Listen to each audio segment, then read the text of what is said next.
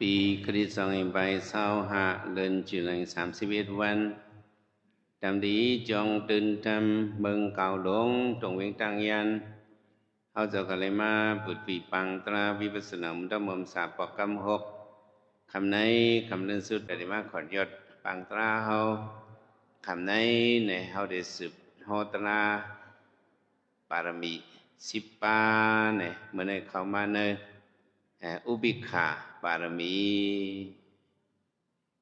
เป็นปารมีอันไหนอ่ะหมาย10เนี่ยเป็นอุบิขาปารมีเราลองเจ้ายสิสุมิธาเขียนเจ้านังนึกกองบอกให้แล้ววนด้วยแต่ได้เลยเป็นพระนั้นได้เลยเทียมสั่งลองหน้าการซึ่งฮือไหนวนเอาตีเอาฐานะปารมีศีลปารมีนิคขมปารมีปัญญาปารมีวิริยะปารมีขันธิปารมีเสสะปารมีอธิฐานะปารมีมิตตาปารมีก็อันในเย้าแห่กึดปารมีหังเทงนอเนี่ยมาวนหันอุบิกขาปารมีกำเนิดสุดไหนวนหันปารมีอันละอุบิกขาปารมีเขียนสมมาวนลองอันในว่าเขียนสมวนปอง เสียงเลี้ยงเสติเลยให้ดีถือแถมสร้างอุบิกขาปารมีเนี่ยว่าเราลองเศร้าวนลองในเย้าเอาเนี่ยที่เมืองธรรมวดีนั่นอ๋อตาดีเทียมสร้างปารมีในลองตั้งมันในมันตึกอ่ะซ้ำมันตึกอันในเอา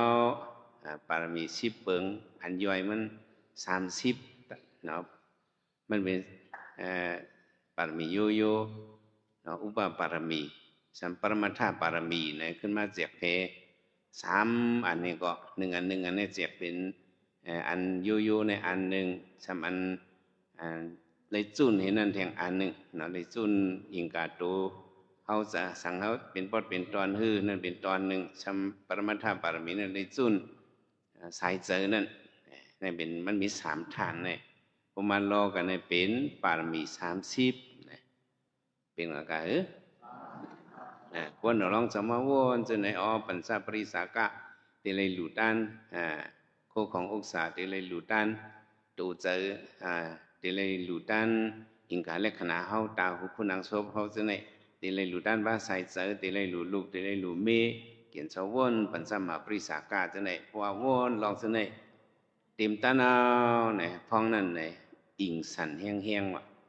ที่เมืองรามาวดีเนี่ยเนาะอิงสันแห้งเปิ้นตึกกราบซ้อมพระเป็นเจ้าเขาดีในซุ่มกลางเวงนั่นไงก้นกราบซ้อมเนี่ยพวกเมารวมเป็นหมดอิงสันแห้งหนาวมือหนอลองสุเมธาวนหันลองปรมีเต็มตาเอาเนี่ยอิงสาในก้นเนี่ยเมาเกิดกูก็กูก้นถึงที่เขาเมาปีมาเขาส่องหูตัวให้ลุกมาโอ้เขาขาดเพียงขนาดในยังอิงไปสันแห้งเขาทำพระวินโสติเบงกราพระวินโสติเบงกราว่าสมัยสี่วันมึกเจ้านั่นเขาลาดว่ามันได้เป็นพระเนี่ยมันจะวนลองเคยเถียมสร้างปารมี10 เปิงในเต็มตันเยาโดลิงาเมนางลินห้องเบิงห้องสาธุเลยนางลินห้องเบิงในสันคอนห้อนคอนไวเนี่ยเป็นอิงสันแห้งๆนั่นตะกาวเขาสองยำยาอิงสันนะบ่อิงสันในโกนในเมาเวิงเมาว่างสองเป็นปนมา2-3วันในก็ที่เมืองรัสเซียน่ะนะอิงสันแห้งน่ะมี8.8เนาะ8.8ในแห้งน่ะเมื่ออิงสันที่มันตะเรียนเนี่ยก็เป็น6.7กันในเฮิรนบ่รู้เหลียวในพวกในปาเนออิงสันแห้ง10อันนั้นปาอันที่เมืองรัสเซียตึกสันกับเมื่อซึนในเนาะนั่นก็หอนนำลงเที่ยวกับกูเมืองในอิงสันแห้งกูในอ่อนกันลืมตัวลืมคิงกว่าเก็บเมก็มาทำพระเป็นเจ้าเจ้าสุมิฐานั้นมันจะวนลองคือปรมีเต็มตันแหละนางลินเมืองสันคอนสันฮอนคอนไว้มักมันว่ามันจะในติดเฮ็ดติมือนามาติดเป็นพระเตยาวว่าจังไหนในกวนเมืองก็อ่อนกันจมเธอสาธุขึ้นอ่อนกันมาเพราะว่ากับซ้อมยาวสังอ่อนกันมาติดเสยมักกันต่อนำยำบทหันพระราลีบสู่หนึ่งเห็นในวันนี้กำเริญในเป็นอุปิขาปารมีซึ่งหนังปารมีกูอันในบันติเตียกมันเห็นแหละอุปิขาปารมีในสัมติเลยถือ ไว้วางใจเหตุแจ้งกรรมนอติเลยยืงเสื่องหนังหือเราลองจะมาวนว่าอ๋ออุเบกขาบารมีก็คือง่ายกันตั้งขันติบารมีว่ะขันติบารมีนั้นไว้เหมือนหนังลินเมืองไว้เหมือนหนังเหรอหนังลินเมืองเนี่ยเปิ้นถุมน้ำลายข้านน้ำหมักใส่ก็หนังลินเมืองเนี่ยตื้อเนิ่มตื้อนางเปิ้นใครมาเวียกใครจ้อนหนังลินเมืองเนี่ยตื้อเนิ่มตื้อนางอันเป็นอุเบกขาบารมีเนี่ยก็ไว้เจอเหมือนจึงหนังลินเมืองเหมาเครื่องตัวเหมาเครื่องใจอิดนั่นในอุเบกขาบารมีก็ไว้วางจึงในก็จ้ามากรมขีลีมากรมเสื้อปองเสว่าอ๋อนั่นมันเป็นฟิ่งเป็นหรือในทบหรือในหญ้าเนี่ยไว้เสซึ่งนั้นบอกว่าปันเจอเฮืองเกิ้งไผ่เลยก็เหมือนเจ้าหนังยาสูนั่นว่ะเหมือนหนังลิ้นยาสูเนี่ยเหมือนหนึ่งก็เหมือนหนังลิ้นเมืองก็ไว้เหมือนหนังลิ้นยาสูก็ไว้ลิ้นยาสูเนี่ยเพราะว่านี่เป็นผางมันเนาะผางมันสองไผ่นี่เป็นกันมันเหนี่เป็นเฮามันเหมันจะมีลิ้นอ่อนเนื้อกลางในยาสูมันก็ปอกนั่นมันอุเบกขาบารมีเนี่ยปันเปลี่ยนไผ่เลยครึ่งเลยวะไผ่ไส้ก็มันเป็นไผ่ขวาก็มันเป็นเนี่ยอุเบกขาบารมีเนี่ยอยู่ในกลางมิสิมาปริปาราปานกลางนี่เป็นปารมีสั้นสูงในการปารมีตั้งเสียงเนี่ยอุเบกขาบารมีเนี่ยเป็นสั้นสูงไว้อยากให้เปิ้นเพราะเดี๋ยวเราซื้อก็บอกว่าโบเก็นความใจเขาแต่ว่าจึงหือทบมาลองหลีลองจ้าจึงหือก็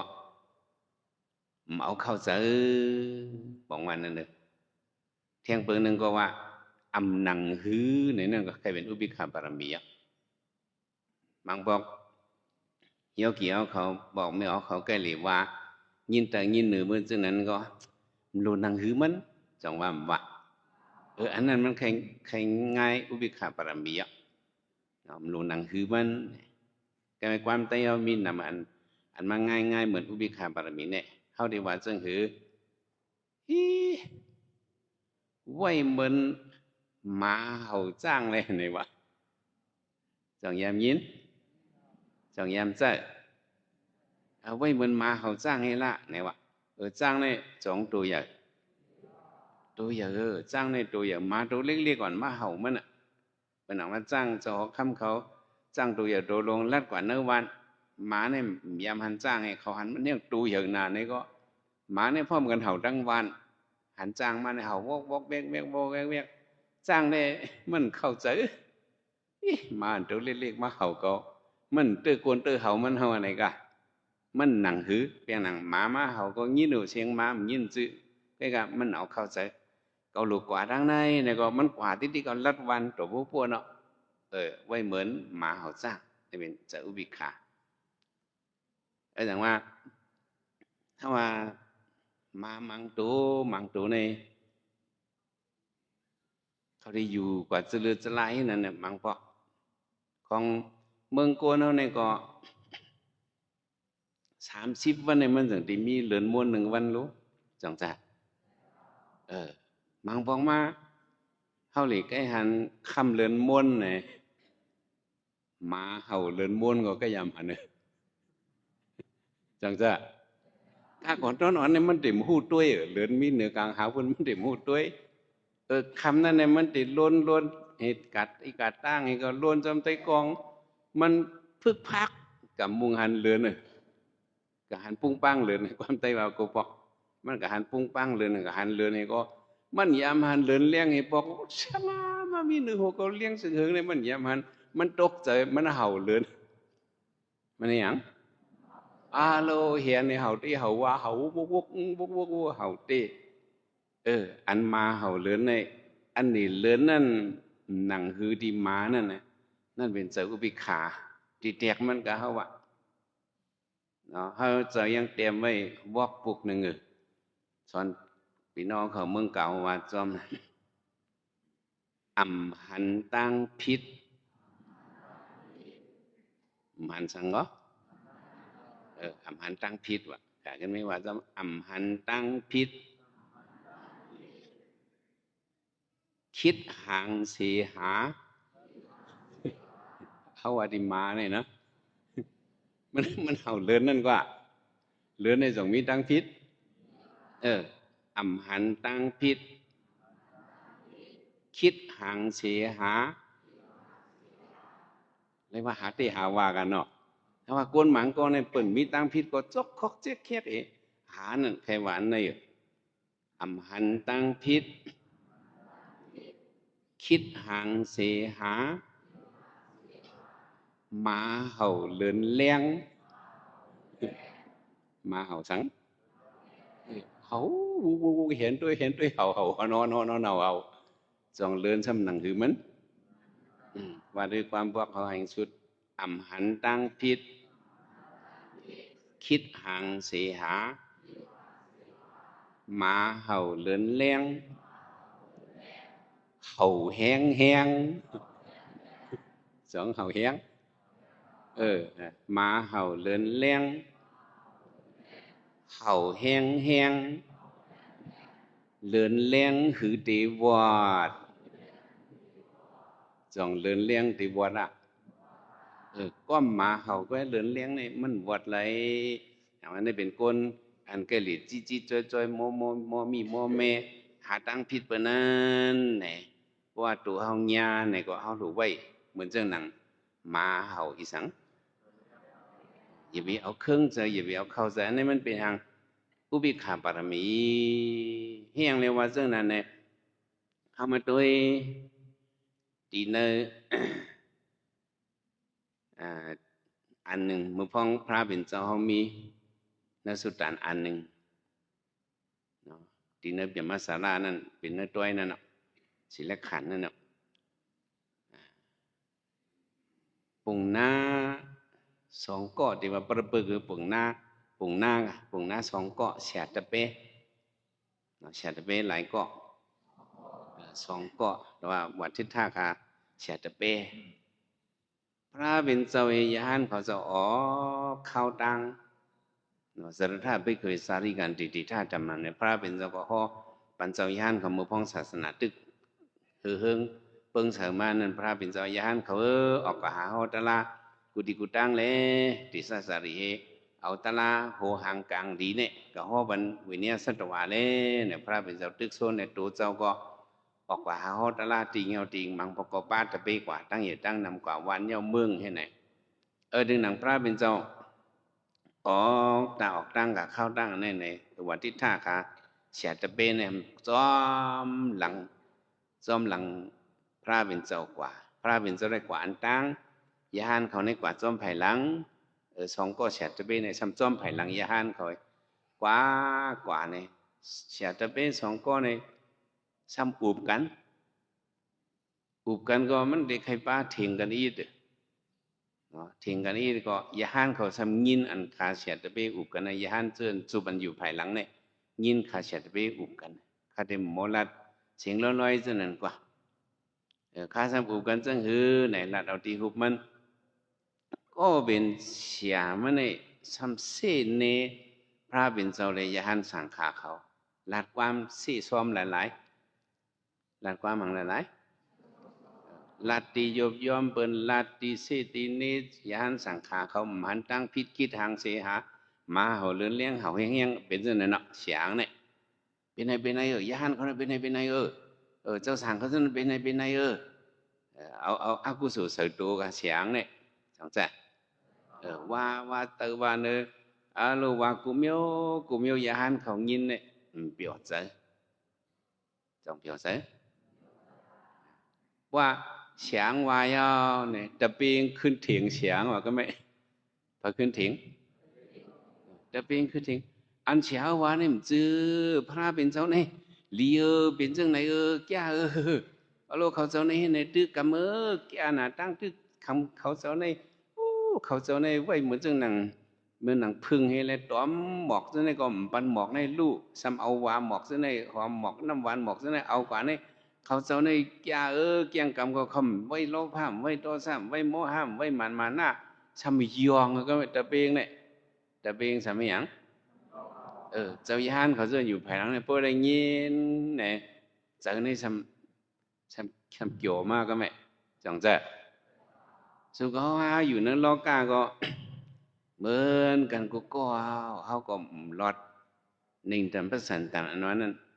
บางปอกก็เขาได้ยินเป็นเสน่ห์เขาสองรอดที่ก็มังปอกก็เขาสำได้ยินเป็นยองเขาสองมีมีเยอะรอดหัวเพอพระเป็นเจ้าก็ต้องรอดยานเขามือปันพระเป็นเจ้าก็รอดชาติเบสองก็ในลาจนในกว่าจมหนังเข้าตั้งเขากว่านั้นลาดตัวโพสุดเส้นตั้งไว้เนาะลาดตัวโพสุดเส้นตั้งยานเขาถ่อมว่าบนว่าถ่อมหูบ่ใครคนอันนั้นเนาะเนาะได้ถ่อมน้ำใครถ่อมก็ได้ถ่อมยินอะไรยินเจ้าหนังว่ากวนเฮาเผาสิมว่าเฮายินความเป็นสี่เฮานีเฮาในความใจเฮาว่าหลานนำตองเสือหังหลานนำตองเสือป่าหลาหมาตองเสือหุ่นเป็นอันเป็นว่าดีศาสนามาว่าดีพระเป็นเจ้าในก็ย่านเขาจะไม่เคยคำเนาะเสียงนั้นว่าจะในย่านเขาไม่เคยคำหลานนำตองเสือป่าสุขภาพก็เหมือนในพวกมันมาว่าดีเฮาอันกับไก่เฮาเลยสั่งว่าดีตัวเฮาเลยสั่งกับไก่พี่น้องเฮาเลยสั่งซื้อคือเลยสั่งเฮาเลยยินเลยจองเสือเฮาซื้อจองขั้นคำพวกขั้นขามนั่นออกเสือหางในออกเสือโตซานั่นโตซาอันว่านั่นชื่อว่าคือที่ทุท่าถึงที่ถึงทางให้ใครทึบใครมังนั่นอันนั้นมันเป็นหางผางโตซาเห็นไหมโตซามันมุดออกมาตีเสือในบอกว่าอ่ำเคยขามห้านเสือเคยขามอันนั้นเป็นโตซาสิแต่สิ่งนี้พุดออกตีหมอเสือเขาในเสือข้านขามนั่นเป็นเสือโตซาเป็นเสือหางแต่ถ้าสุขภาพก็เด็กเลี้ยเราก็ทำซึ่งไหนยอเพราะบนชำยองเขาจะนั่นเข้มแก่อะไรหลีแก่อะไรเปิดจะมายินเห็นเปิดจะมาสืบนัดเขาจะนั่นเลยยองว่าสุดนี่เป็นว่าเข้มแก่ว่าเนี่ยนั่นใจฉันเป็นหือจงจวมยืนคลองได้เหมือนใจเนาะเป็นไงอ่ะจะพูดดูสิในพวกเป็นยองจวมพวกเป็นเสมหันใจยานเขาก็เป็นเจ้าไหนแหละเพราะว่าถึงกว่าที่ย่องที่ลือที่เศร้าพระเป็นเจ้าโหดพระเป็นเจ้ายานเขาเขาเลยยินมาซึ่งหนังเข้าตังเขาออกมาในเฉตเบสองก้อนนั่นกองซีเนก้อนหนึ่งยองยอเจ้าของหลุปองเสือปองเสือนั่นปองว่าเนี่ยให้เลยไว้เจ้าอุบิขาให้เลยไว้เจ้าสัมติเลยหรือไว้เจ้าอุบิขาในพระเป็นเจ้าปัญสติเจ้ายานเขานี่พวกเป็นสินนี้มาลัดลองลีศาสนาพระเป็นเจ้าลัดดีเก่าพระเลยสังลัดดีสังขายานเลยสังลัดดีตะกาจื้อสู่จื้อในจื้อปีจื้อน้องสู่จื้อในสังพวกเป็นลัดลองลีพอสู่สัมเตอจะเหออกต่อซาพวกในซึ่งหน้าการสู่นั้นมันกว่าเลยตั้งนายเอาอะพระเป็นเจ้าอะหน้าการเขาลูกความกับความเปื่อนวะหน้าการเขาในตบจุ่มกว่าเนื้อน้ำลายเปื่อนพระเป็นเจ้าวะเขากลมกะคำเสกบนั้นเขาจะไหนมาว่าจะไหนที่ก็มือเขาในเฮ็ดปรนัยนี่กลมเฮ็ดที่เอามือเนี่ยออกเสนในป่องว่าเขาจุ่มน้ำลายเปื่อนจุ่มกันแล้วพระเป็นเจ้าวะเด้เปิ้นว่าจะนั้นก็อย่าไปออกต่อซาให้ยังเลยว่าอย่าไปออกต่อซาเนี่ยของเขาเจ้านี่เป็นก้นเหตุการณ์ตลาพองตึกหอมแห้งสมาธิหอมแห้งสังพองตึกหอมแห้งสมาธิแล้วโพโตซาออกมาในสมาธิในลู่ห้ำลู่ฮะสมาธิเจ้าเขาได้ลู่นะอย่าไปออกโตซาสืบกุมทิ้งสมาธิเจ้าเก่าแลในพระเป็นเจ้าว่าเพราะออกโตซาในมันในปันพรย้อนมันนาการเขาลู่มันกว่าตั้งนาอะไรบอกมาเจ้าไหนสมาธิเจ้าเขาในมันกว่าตั้งนาแล้วมันดีจมให้กับก็โตซาออกมาติดเสนของเสือเขาในไรบ้างเป็นปลางหนึ่งอันปุนตาตูเผาตูมันเจ้าเผาเสือมันนั่นเป็นปลางเจ้าหอคำหนึ่งวันหนึ่งเบื้องในไรมีเจ้าหอคำหนึ่งป้าเลยจังจ้าปลางมาโหเสือเขาในก็เจ้าหอคำก็ขึ้นเลยหนึ่งปอกในขึ้นเลยหนึ่งป้าเลย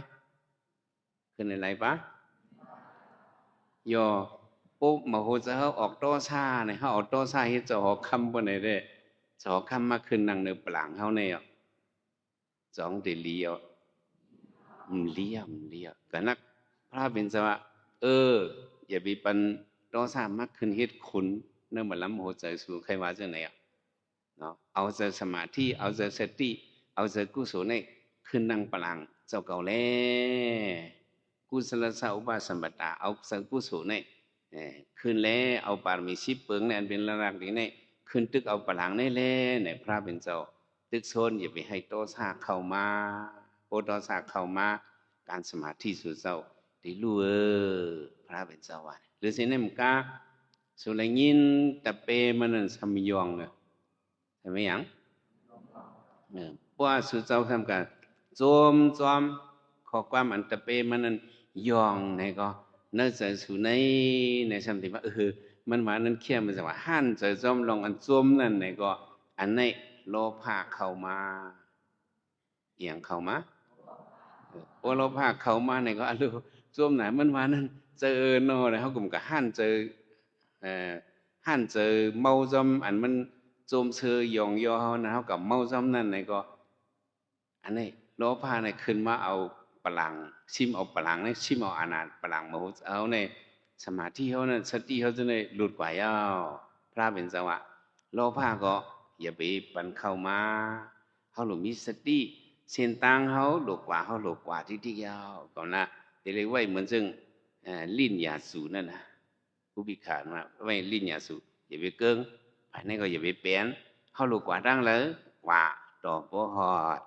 อันนี้ไว้เป็นใจอุบิขาเพราะกรมกระทอมความเปิ้นลัดเนื้อจนในนี้เด้นักการเขาจึ้งนักการเขาจังรู้พระเป็นเจ้า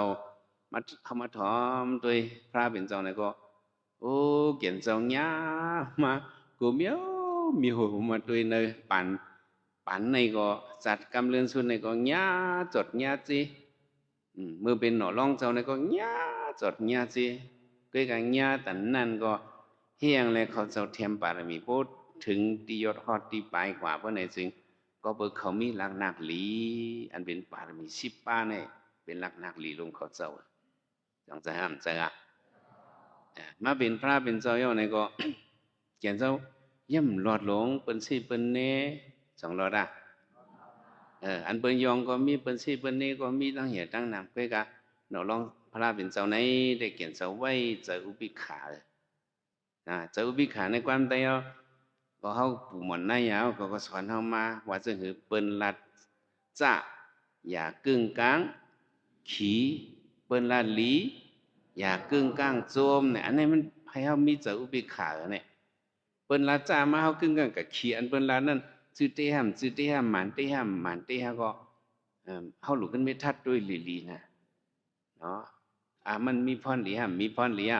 เปิ้นละจ้าอย่ากึ่งกลางขี่เปิ้นละลีเนี่ยก็อย่าไปกึ่งกลางส้มเขาหลุดทัดด้วยตัวเขาหลุดยุ่มตัวเขาในเป็นให้เขาหมอไว้เจอปิขาในปู่หมอนนายยาเขาสอนเขามากูนั่นซื้อติลาจึงนั้นก็ตาที่ทับเอาในปู่หมอนนายยาเขาสอนก็เหมือนซะตาที่ลาดเปิ้นนั่นก็ปู่หมอนนายยาเขาก็สอนป้างเขาว่าจึงคือในลองเซ่อีกลองย่ออย่าไปป้อเอาเน็ตในสองวันว่าในมันบอกว่าอย่าไปกึ่งกลางเซ่ก้นก้อนในหลวงพ่อด้วยก่อนอย่าไปป้อเอาเน็ตในเฮาเซ่นั่น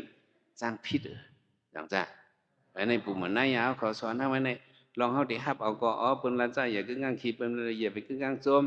ตาเฮาดีก็ว่าที่มันก็ลองเซ่อีกลองย่ออย่าไปป้อเอาเน็ตในมันเมียนเตี้ยพระเป็นเจ้าก็ญามาจัดจี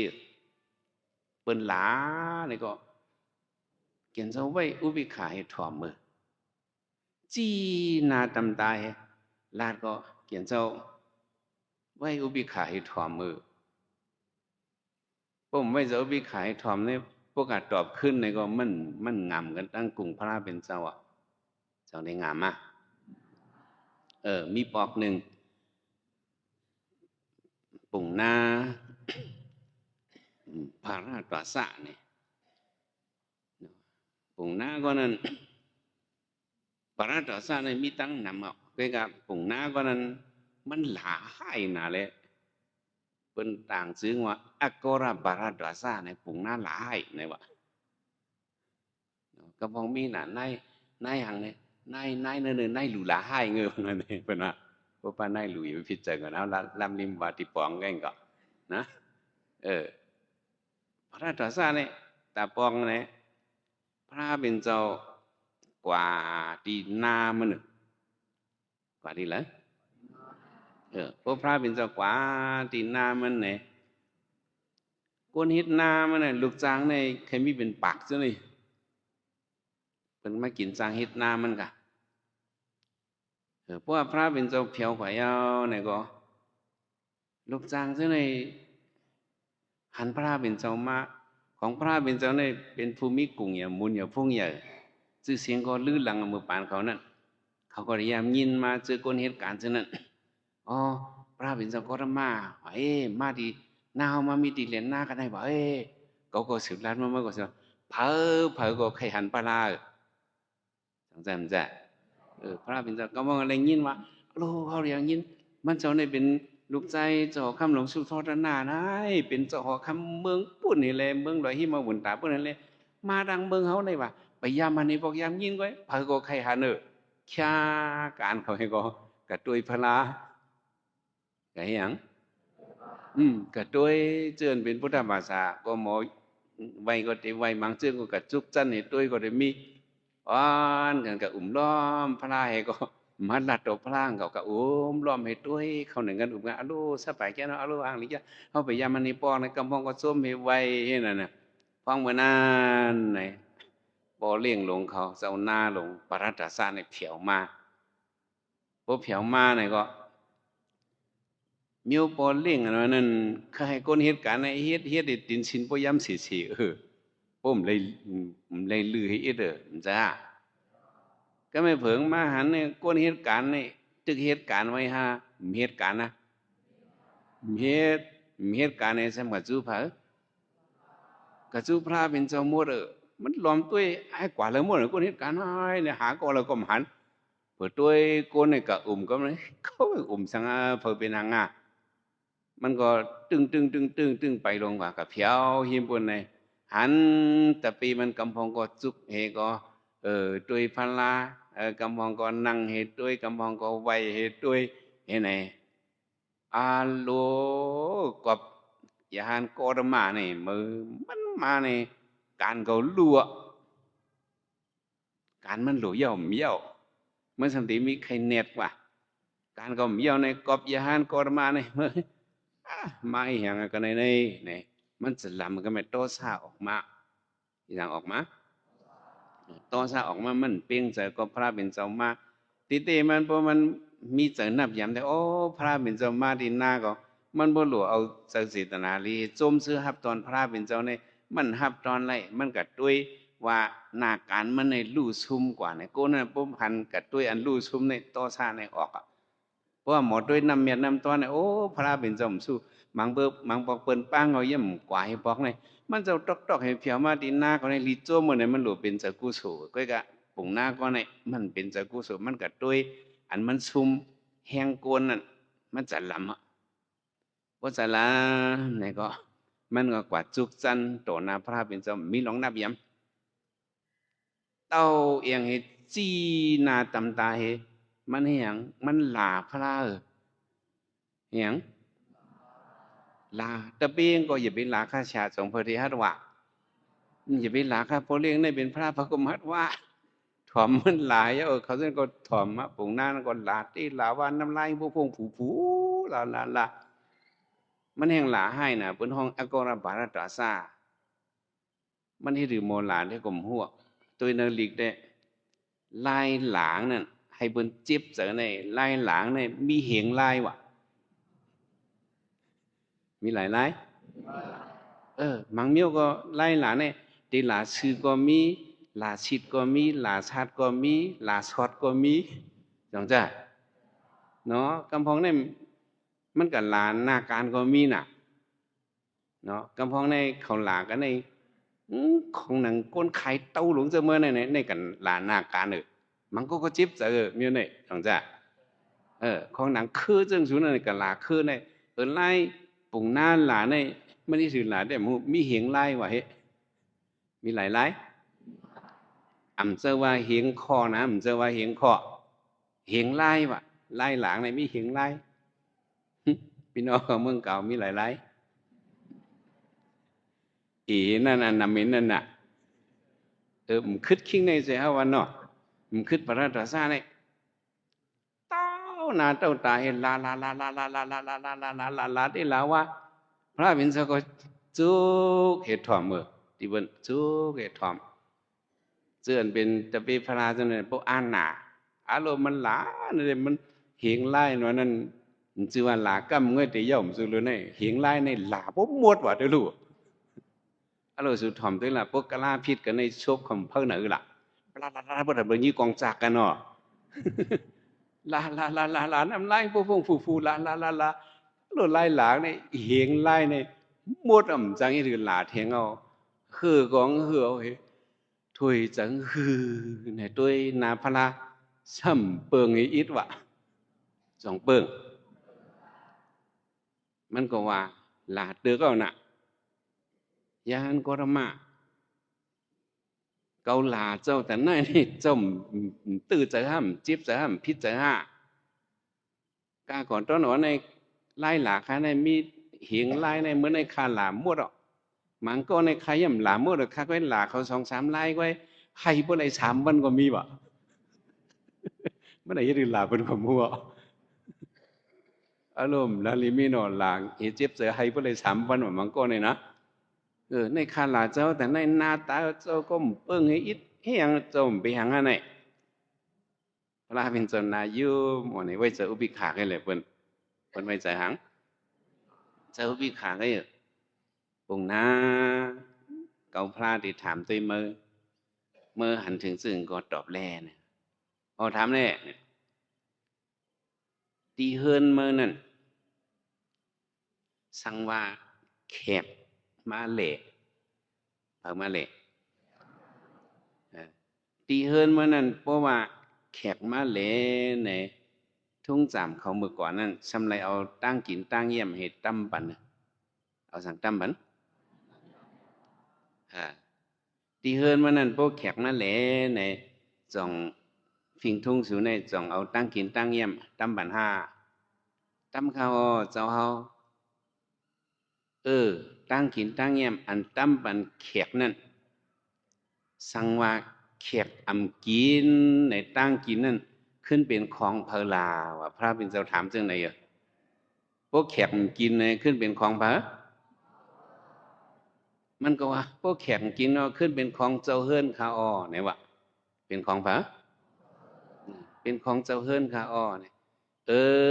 ปุ่งหน้าแต่เหลียวเกามาตีนามาไหนเกาเป็นแขกมือเป็นแขกปุ่งหน้าในวะเกามาเลยมือซ้ำเอาความหลาซะนี่มาตั้มบันเกาต้องมาเลี้ยงแขกจังจ้ะ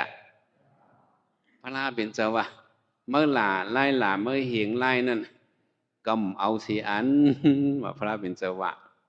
จงพระเป็นเจ้าเอา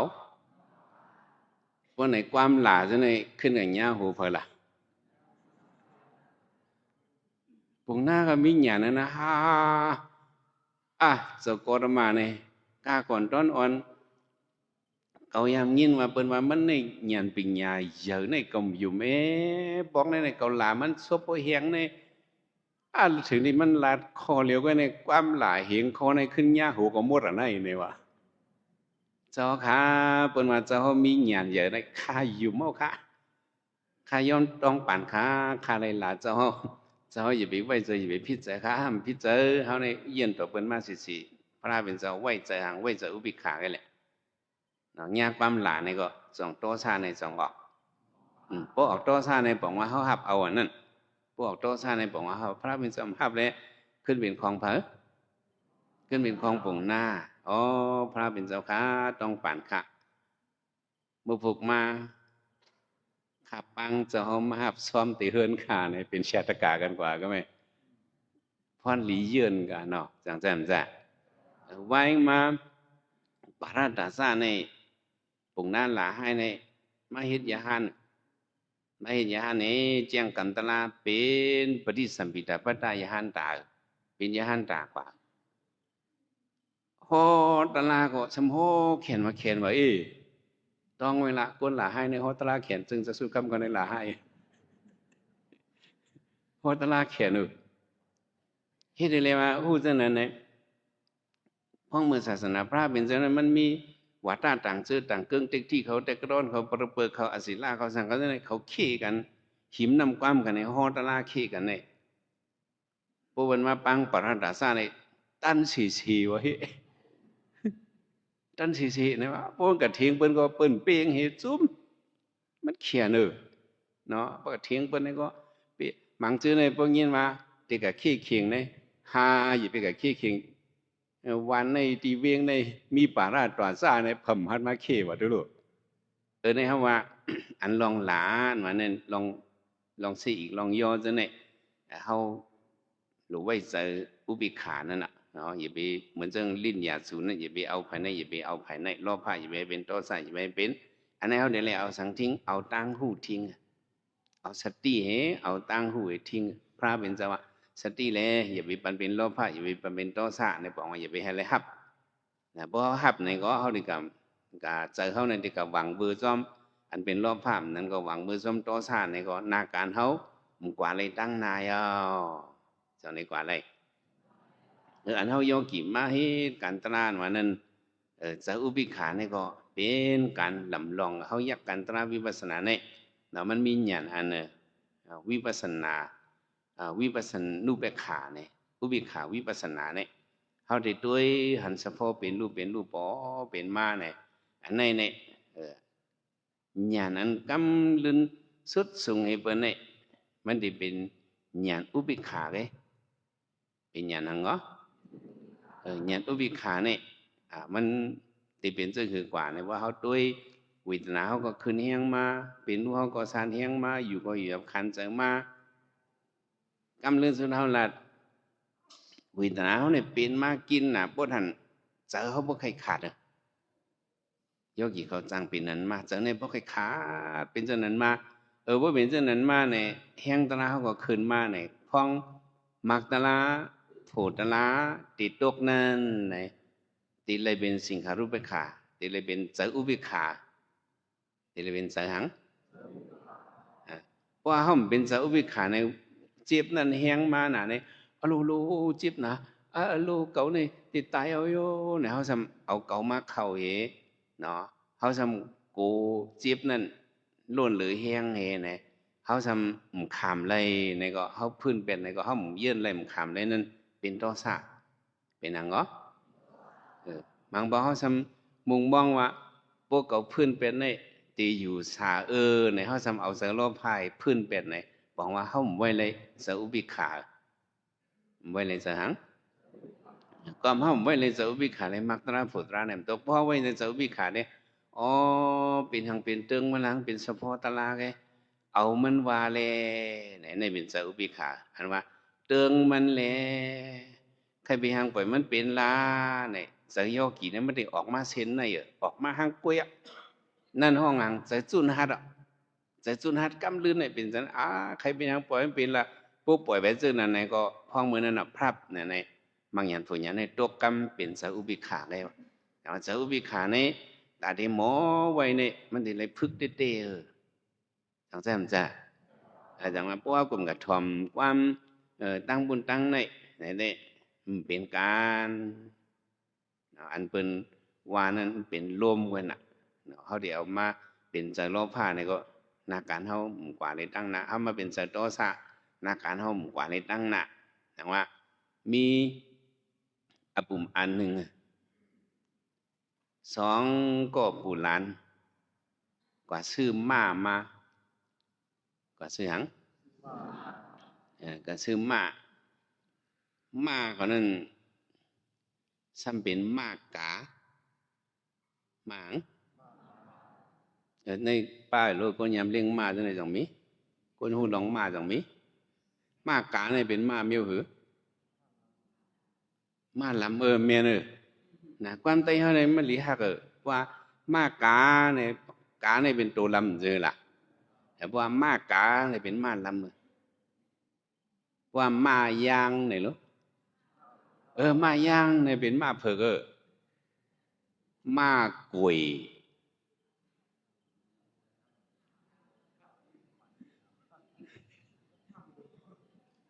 มากุยเนี่ยเป็นมาหมุนเหมือนเตานั่นเนอะมากุยเนี่ยเป็นอย่างนั้นเนอะมาเสร็จขอนเลี้ยงนั่นเป็นห้องมาเสร็จในความใจมันมีเจ้าไหนนะการทำเอาลัดขึ้นมาในตะลาวเต็มชุดเลยก็สองก็บุรันซื้อมากาตัวหนึ่งโอ้ห่างลีน่ะขนหลำบนเรือมันมาในกลางก็ใหญ่ซื้อเองก็จุงลงมาซื้อที่เจ้าไงก็จุงไงลัดกว่าวันหนึ่งเผื่อลัดกว่าเนี่ยก้นเนื้อวันนั้น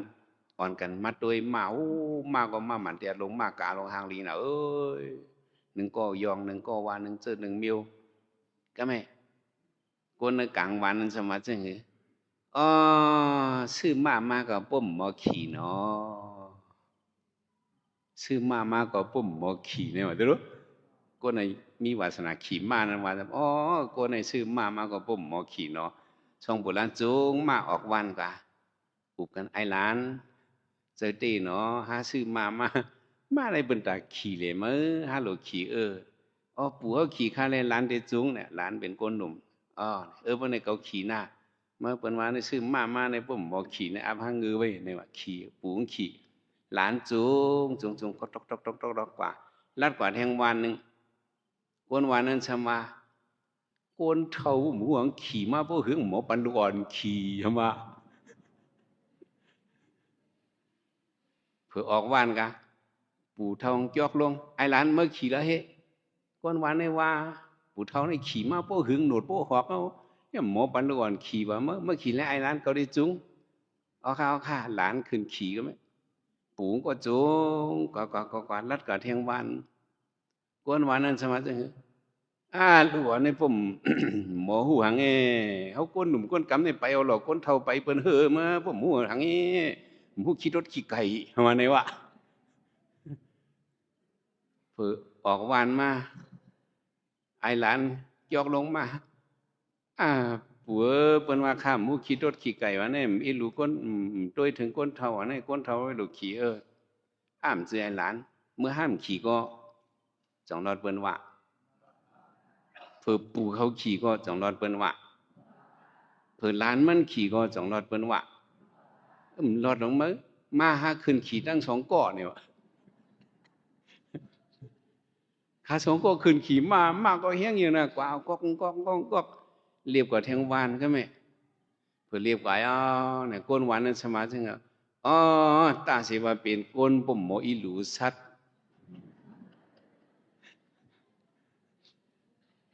จังรอดตังนี้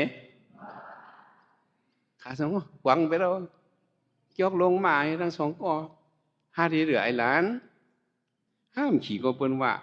เกาขี่ก็เปิ้นว่าเมื่อขี่ก็เปิ้นว่าห้าขี่ทั้ง2ก่อก็เปิ้นว่านี่หาที่เหลือหนังบ่ได้ว่าคือนั่นมื้อปัวมาตัวในห้ามมัดตินทั้ง2ขอนหามเอา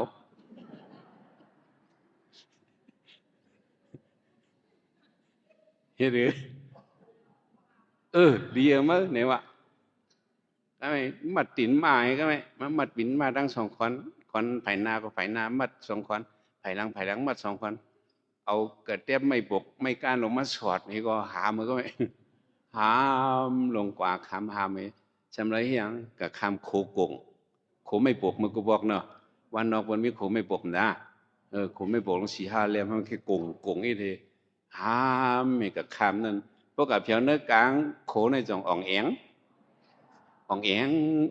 ให้พูดอ่องแองมาไหวด้วยตั้งแต่หันนำตกเจอหนำมาตีนึพวกมากลางตีนในคา2ปู่ล้านปีเลยเฮียงไม้ก็บลูนะอย่าตกนำไปตั้ง3ให้เอาบลูนะเข้ากันนั้นนำก้นได้ก็ลุยออกน้ำเลยจังซ่า มาสองผู้ล้านชำมัดตีนไว้ในมาค้างจมให้ก็ตายไปเดียวจังว่าถ่อมความกลกลางหลายมาสองผู้ล้านตายเป็ดอันนั้นเป็นนั่นแล้ว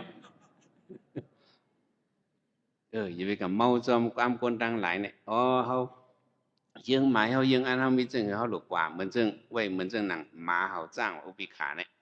ยอกี่เขานั่งตลาเนี่ยก็จึงหนังเขาเจ้าสอนยอกี่เขานั้นอันเขาในเดเขามาเป็นยอกี่เตะ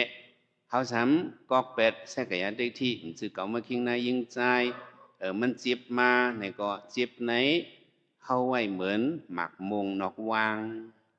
ไว้เหมือนนางเนาะห้ำไว้เหมือนหมักมือนาวางเพราะไว้เหมือนหมักมือนาวางในบนมาปิดเขาติดเจ็บใจเขาว่าเป็นหมักมงเก่าในนั้นน่ะเขาเป็นสักแก่ได้ที่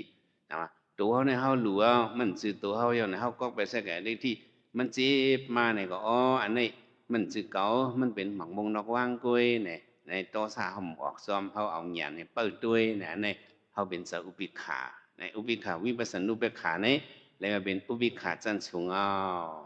เนื้อเปลี่ยนมาสู่ตราสี่เบิงสี่ป้าเมตตากรุณามุดิตาอุปิขาเนี่ยอุปิขาในห้อกำลืนเนี่ยปองว่ามันจันสูงเปลี่ยนมาสู่ตราสี่ป้าอันคุณสร้างเขาเกี่ยงกรรมนั้นอันเจ้าภูริเขาเกี่ยงกรรมเปลี่ยนมาสารตราสี่ป้านั้นเจอเมตตาเนาะนั่นมันเป็นง่ายเลยส่งเมตตาบันเปิ้นเลยไว้เจอเพ่งเป้งตัวเจ้าเก่าปืนเพเมตตาแลอีหลูเปิ้นแลเนี่ยเนาะเจอให้เปิ้นรถเพเขียนให้เปิ้นกันยินเนี่ยเมตตาเนี่ยบ่ส่งหยาบส่งง่ายกรุณาเนี่ยก็เป็นง่ายอยู่เว้ยหันคนตรงอยากผ่านแกนเฮามีเจออีหลูออกมากรุณาก็เป็นง่ายจังซ่ะมุดิตาเนี่ยก็เป็นหยาบอินมันไกมังผักอินเลยเพราะเป็นปีเฮาน้องเฮาตัวเฮาจื้อคือเฮา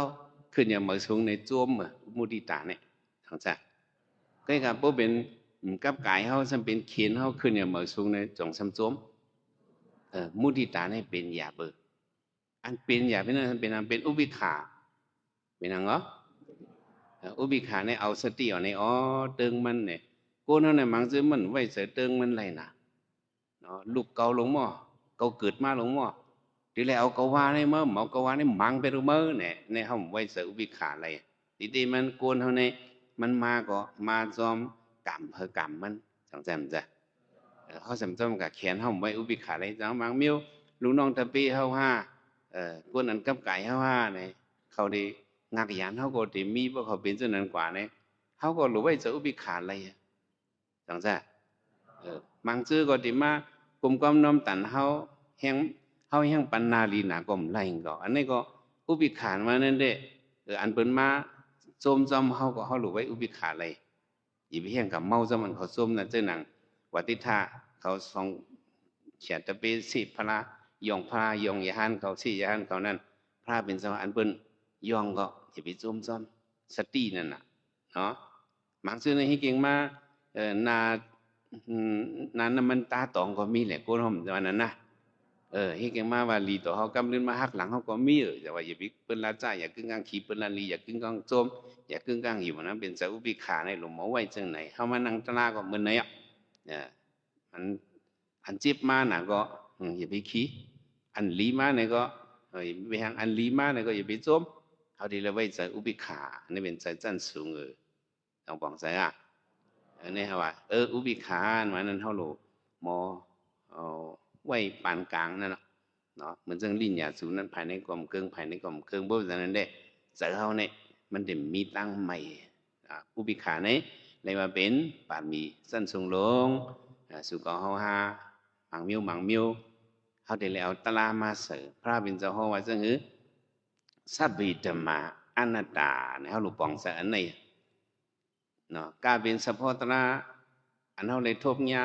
ต่างหมดต่างเสียงเนี่ยมันเป็นอนัตตาเป็นนังเหรออนัตตานั่นปองว่าทางนี้นาอัตตาอนัตตาเนี่ยแปลงหนังเขาเคยเป็นนั่นมันเป็นจอมใจเขาเนี่ยเขาหลุดป่องเสอเนี่ยจังบางมิ้วเขาได้ไหลไว้อุปิขาไปเลยหันก็ให้เก่งหันเองยินก็ให้เก่งยินเองเขาได้ไหลป่องเสอซึ่งไหนในเป็นเสออุปิขาในเป็นเสอจันสูงเนาะจังว่าพวกเขาเลยถอมตาลาไว้เนี่ยบางมิ้วก็ มันเป็นเรื่องหนังจะเขาเคยเป็นอย่าไปให้เปิ้นมาจอมจะเขาอะไรหมดเนี่ยมันเป็นไรจังได้เป็นไรอ่ะตัวจะเขาเคยเป็นบางปองในตัวย่อมจอมไรลูกจังจอมไรให้เปิ้นต่างก็มาจอมจะเขาเลยตั้งหมดตั้งปิดมันเป็นไรจังวะอุปิขาเนี่ยก็โดนเลยหมอไว้เพราะว่าจังไหนเด็กเขาได้เลยหมอปองก็ไว้อุปิขาวันนั้นหมอจอมหังเด็กก็มันซึเมื่อที่เมืองก็สัมปีนางมากันตีเนี่ยมันจะลำตัวพระเป็นเจ้าพระเป็นเจ้าวะมันนางเนี่ย เป็นตุ่มขี้อสุภะผ่าตีนเขาก็กล่อมแขวตื่นเนี่ยมันเจ็บเจอเลยพระเป็นเจ้าห่อได้ห่อด่ามันแม่มันอะไรหูอสุภะกรรมฐานเนี่ยเป็นอนาคามแมงได้เป็นอนาคามมันนางได้เป็นต้อซาไว้สิเจ้าขอนคำอุตินามาเอาเฮ็ดนั่งหอคำเอาไหนมันเจ็บเจอตัวพระเป็นเจ้าแหละยาหันเขาเพียงว่าเมืองก็สัมปีเนี่ยมันนางปันเงินที่กูเอามาเนี่ยก็กระจางกวน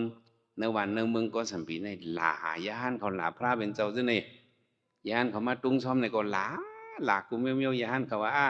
เจ้านันดาพอทำไปนั่นน่ะพระเป็นเจ้าค่ะเฮ้ยไปอยู่เมืองก็สัมปีเนี่ยเขาหลาให้น่ะเข้ากว่าต่างเมืองค่ะเจ้าพระเป็นเจ้าว่าอนันตาเพราะเขากว่าแทงต่างเมืองพวกเมืองนั้นชำหลาเขาเจ้าไหนเขาสัมปีคือกว่าแทงต่างเมืองเจ้าพวกแทงเมืองนั้นก็ชำหลาเจ้านั้นไม่ได้วัดกาทั้งหลายกาแทงต่างเมืองเจ้าอนันตาพวกกลุ่มไปให้ไหนได้ตีไปมีอ่ะไหนวะมันโลไปอยู่เมืองก็สัมปีในมันป่น7 วันเปิ้นยองก็ป่น7 วันเปิ้นเสก็ป่น7 วันอย่างมากกับป่นไปค่ะอยู่ซึ่งในหลายๆก็พระเป็นเจ้าให้เปิ้นหลายย่านเขาซึ่งในที่พระเป็นเจ้าขว้างก็เจ้าเปิ้นว่าซึ่งในที่สุดเจ้าสุคนรัดอันหมานมันแลเนี่ยพระเป็นเจ้าขึ้นสอนปานเนี่ยก้นหูหมูหูห่มหูหางเนาะหูอันเตงเหมาลัดมาสิในตั้งกว่าเขาได้กว่าตั้งเตยกว่าอะไรก็เนี่ยขึ้นจะตอบซึ่งไหน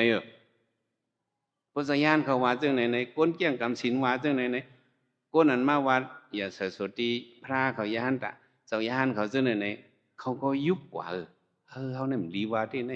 กำเขาเสากินเขาในได้ยากินตีในยาขันตีในก็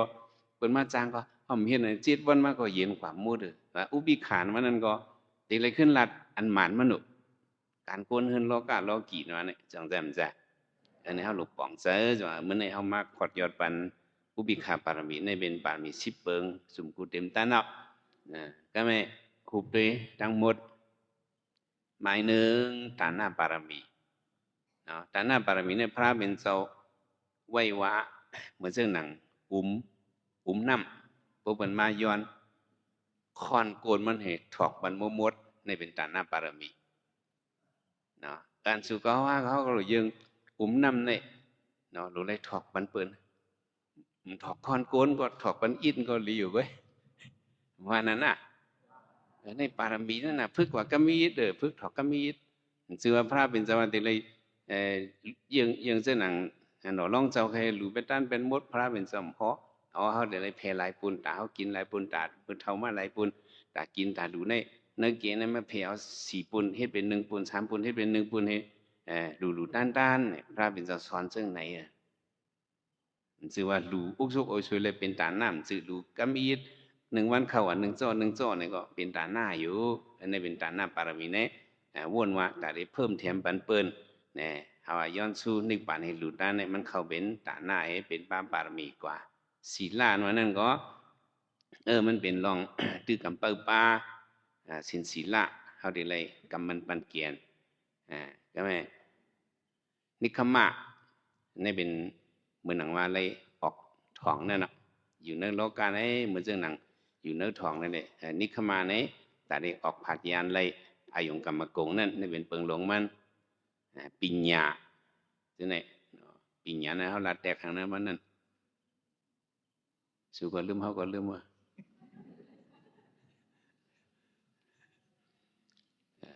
ปารมี10 เปิงนี่นะปิญญาเนี่ยก็มันได้เลยหมอหูหมอเต็บตัดเนาะนี่นะว่าตั้งปารมีตั้ง10 อันเนาะวิริยะเนี่ยก็ตั้งคัดเจอแต่เลยให้ถือแถมสร้างเนี่ยเขาจะลัดกว่าเนาะก็ไม่ ขันทีลองยื่นกันขันทีเหมือนจังหนังแลนดินเมืองฮือเนาะเซตสาปารมีเป็นจังฮือเขาได้ไล่ไว้ปฏิเสธสามันกึมแต่น่ะเฮาละเฮาเฮ็ดเมตตาอธิษฐานปารมีนี่ก็ตำวังอธิษฐานได้เลยมีสัมปารมีตั้ง10เปิงนั่นเนาะเมตตาปารมีก็ได้เลยไว้เสเมตตาเหมือนจังหนังนำเหมือนหนังเมื่อในอุบิขาปารมีเนี่ยก็ไว้เหมือนหนังลิ้นไว้เหมือนจังหนังกันย่อยอย่าสู่ในเนี่ยเอาได้เลยเอาปารมีเนี่ยเฮ็ดเป็นเปิงลักนักลีเฮานั่นเนาะลักนักลีกูเนาเฮาเฮ็ดปารมี1อันในก็มันป้าจอมกันตั้งนำป้าจอมกันหมดพอมาทัดด้วยลีมซื่อว่าเฮาเฮ็ดฐานะปารมีเนี่ยเป็นฐานะอันเหลวก็มันสิศีลาดอกถึงนี่ขมางเข้าป้าจอมกันหมดเนาะลองเจ้าจันเนาะมีการสถานการณ์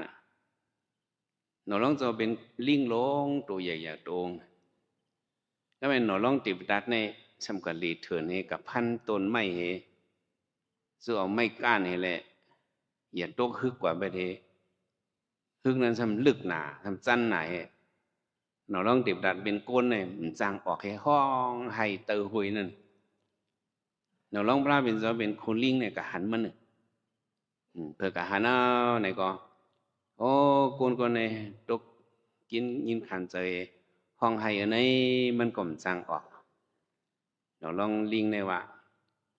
ก็ได้กับจอยมันกว่าเนาะลองลงกับจอยมันเนาะลงกับจอยแห้งเนี่ยมันลิงตัวนี้ที่เอาหนอลองเจ้าลิงตัวนี้ที่เอาหนอลองเจ็บด้านขึ้นมากันเนอเก่าทำติเป่มหู้เนี่ยลิงตัวนี้ลงกับตีหอยก็โกนนั้นก็ว่ามาจอยเขาคาแล่เนี่ยมันโปไว้ลิงก็ให้ลิงจอยมันหมอรัดความต่อกันก็ไล่ลิงก็มาด้วยก็หันมาหินลงก็ยองด้วยอันนำดังเด็ดเป้งดังนำนักโกนเนี่ยจังก็ตีเป้เลยเนี่ยลิงตัวนี้ยองมาหินนั่นให้คืนด้วยเนื้อฮึกนั่นเนี่ยคืนไรวะกันชมต้นไม้คืนไงพวกกันในได้โกนก็ในก็ยองเปี่ยวก็ได้ขึ้นลงกว่าเนี่ยเอามาหินไว้กันเนื้อให้ขึ้นลงกว่าขึ้นกายเอาโกนก็ในออกมันก็เอาโกนก็ในออกเพราะว่ามันเอาโกนก็ในติ่งหนอลงเตียวดัดในออกให้คืนลงขึ้นมา2 กัมเอาเลยจังจ้ะลิงตัวนี้ฮื้อเนี่ยนะโอ้ฮื้อนั่นในเมื่อก็จอยมันเนี่ยก็มุงบ้องหังที่มันให้เปิงลงมันเดะให้มันป้วนหลอดตั้งตุกข้ามันเนี่ยไว้ใจหลีอันไหนเอาโกนก็เนี่ยขึ้นมาแถวกันเลยฮื้อน่ะลิงตัวนี้ฮื้ออะโลก็ฮื้อไหนก็ย้อนนอนให้กำลิงตัวนี้ใครนอนหนีห่างต่างใครนอนโกนก็เนี่ยก็ว่าหนูลองติวได้ว่านอนเนื้อขาก็ในแล่เนี่ยเอาก็ลิงมาหมอนเนื้อขามันเนี่ยลิงก็นอนเนี่ยมันเหินน่ะรับกว่าไปเสียบใช่ไหมหนูลองเดี๋ยวด้านในวนก็มาขำหมูนั่นในหลายวันเนี่ยติมือเฮินเนี่ยป้มไหลหังมือในเมเจ้าเฮินในนาติมกีในวะไอ้ยังปีหังปีนะพอเล่นเนื้อลิงมือเนี่ยเมก็เฮินติมนายเจ้าเฮินติมท่ากว่าในวะสังออกมาอันไหนลิงตื่นนอนแล้วบ่เลยล้อมแค่ก็โหลิงเงกะยองบางทีลงนั้นมัดทุบมันก็โหหนอร้องจอนเป็นลิงเนี่ยหนอร้องเจ้าก็ตลบเพชรตื่นมาเจ็บโอ้โหปวดแต่ออกเลือดในสังเนี่ยเผื่อมัดด้วยเขาเป็นหางในเผื่อด้วยเนี่ยอันนั้นโกนเนี่ยเฮ็ดไรเตเฮ็ดไรเตเฮ็ดไหนลิงตัวไหนก็ตายกำเหลียวมันก็ยกขึ้นต้นไม้กว่าเดินก็ย่อยตกโลโกนไหนเนี่ยเอาเขาออกให้ขึ้นฮิตขีนเอาในมือกวนในหลีอามหนาเนี่ยอามจังไหนก็อยู่หลีอามหนาโกนในหลีอามหนาหลีโกหนาเนี่ยมัดลงต้นไม้ไอ้ในกองกวางตั้งมันหันตั้งออกเถิน2 หันมันหันตั้งออกเถินเนี่ยกว่าตั้งแล้วก็กลางเบ็ดลิงตัวนั้นก็เปิดตัวมันเนี่ยอ๋อมันไฮไอ้เนี่ยมันตั้งออกเถินไฮอยู่ห่างก้อยมันลิงว่าโอ้มันหันตั้งออกเถินเนื้อไหนลิงตัวไหนอยู่เนื้อไปไม่เฮก็ห้องมันเนี่ยมาจมเก่าแลเนี่ยจี้เนี่ยออกกระตั้งในเนี่ยจี้เนี่ยด้วยเลือดเก่าแลเนี่ยเลือดลิงในย่อยตกไหน ด้วยเลือดก็ในมาจอมแลบอกว่าจะนั้นกว่ามลัดความก็ไอ้นี่ก็จอมเลือดลิงในกว่าด้วยลิงก็การกว่าจอมตัวนั้นมัดลงอ่ะเนี่ยกินเอารู้เนาะวันนั้นน่ะมัดลงมากกว่าเพียวออกเถินกว่าลิงจี้นี่มันไอ้นี่หาเอาไรลิงให้ใครจะลำให้มือวะเนี่ยเผื่อมือกว่าจอมตั้งไปกว่าในกำมาโตงในเบียงออกตุ่มคมมาเป็นหยังเนี่ยมันผิดหางผิดเนี้ยเจ้าเกซูมันแหละเปิ้นเอาอาสาของไว้เนี่ยมันก็ผิดเปิ้นในอกุศลอย่างกันอะไรวะจังจำจ้ะออกตุ่มคมมาตุ่มคมนั่นอย่างมาดิกโอ้กว่าตุ่มเย็นลงแล้วเผียวมือก็เฮิรนก็ยาก็มันเคียนตุ่มคมนั่นก็เมื่อเจ้าได้ออกตันตุ่มคมเล็กๆอ่อนใส่มาเยอะมาตันหมักพิษปอมใส่มาเยอะมาตันหมักขามใส่มาเยอะมาตันหมักพาใส่มาเยอะมาตันหมักโอ้เห็นเลยโอ้เดี๋ยวดูเกาด่างผมหันเห็นนั่นก็ไว้มาเห็นนั่นกว่าดิก็ลิงก็ด้วยมันเนี่ยเพียวที่วันก็เลี้ยเนี่ยลิงก็ด้วยก็ไอ้ก็นั่นก็พอรับตาก็ติวตัดนี่ก็ลิงอื่นไปแล้วลิงก็เลือดออกน้ำก็ตายไปอันนี้ปารมีเข้ามาตั้งหมดพอมาวนด้วยลีเฮียงนี้เข้าเป็นฐานะปารมีในลิงตัวนี้เนาะมันจอยแห้งมันน่ะกายกุศลรู้จังจ้ะจอยแห้งกายกุศลเนี่ยก็ไม่ฐานะปารมีก็ป้าศีลปารมีก็จะไม่หรือป้าเนี่ยมือพ้องไอ้นี่เอามาหินเตียนโหมันนั้นมือห้ำเก่าห้ำเป็นกว่าเนี่ยลิงขึ้นโคมตายก็เลยเสลิงก็แห้งรู้เนาะจังจ้ะก็มีศีลก็มีในศีลปารมีก็ป้าเนาะนี่ขมาปารมีเนี่ยก็ป้าหาลิงมาพัดกายมันพัดอยู่จำมันอ่ะไปมันไปละโกนอะไรมันลีเนี่ยนี่ขมาปารมีป้าปิญญาก็ป้าเราลองเศร้าผมป้าปิญญาเนี่ยกึ่งกลางก็เอาไอ้นี่ออกมากำเหลียวปุ่มสลอมตอมปี้แห้งกันให้เหยียดตกตายทั้งสองก็ไปหรอกบ้านนั้นนะเอามาหินคิวด้วยมีปี้อะไรอยู่ในปิญญาปารมีก็ป้าวิริยะก็ป้าคัดแห้งมันเจ้ารู้หลังจากขึ้นห้วยลงห้วยตั้งเป็นสองกรรมในวิริยะปารมีก็ป้าจอมก่อนหมดขันทีก็ป้าแล้วรู้เอามาหินเตียนโหมันนั่นมันรีจิบเจอกับเฮิมวันนั้นน่ะไอ้ได้หมอกต่อซามันเนี่ยคนในเมืองเต็มห่วงเต็มน้อเนี่ยเยี่ยนต่อลิงในขันทีปารมีก็ป้าเสียจ่าก็มีลิงเนี่ยเสียจ่าจิมือโหปึ้งมันน่ะเนาะมุงมองหางตีก้นเนี่ยก็เลยเอามันให้มันออกป้นรอดก็ไหนความเสียจ่ามันจะมีหนังหือก้นก็ไหนพวกเดี๋ยวออกป้นต่างตุกนั่นไหนมันสมบูรณ์จิบแต่นั่นก็ยังตึกกติเสียจ่างไว้อธิษฐานไว้เนาะเสียจ่าอธิษฐานโลกกันเนาะก็เลยให้มันออกป้นนี่ก็เอาเลือดอ่อนจะย่อยในวันนี้มันเส้นตั้งต่อพวกออกรอดนั่นอันนี้เป็นเสียจ่าบารมียิ่งเจ้าอธิษฐานก็ป้ามันอธิษฐานว่ากล้ามไล่มจูก็เลยเอามันออกป้นไล่เนี่ยข้าเจอติ่งมาตัวว่าเผียวกันหรือข้าเจอในมันเส้นตั้งตัวว่าออกมนตัวว่าออกป้นเถินกะจะไม่อธิษฐานบารมีหรือสิเนี่ยเมตตาบารมีก็ป้าเสต้องป้าหันไอหนอลองเดี๋ยวดันในตกไว้เพราะว่าลิงอีหลูมันมีเมตตาในได้ก็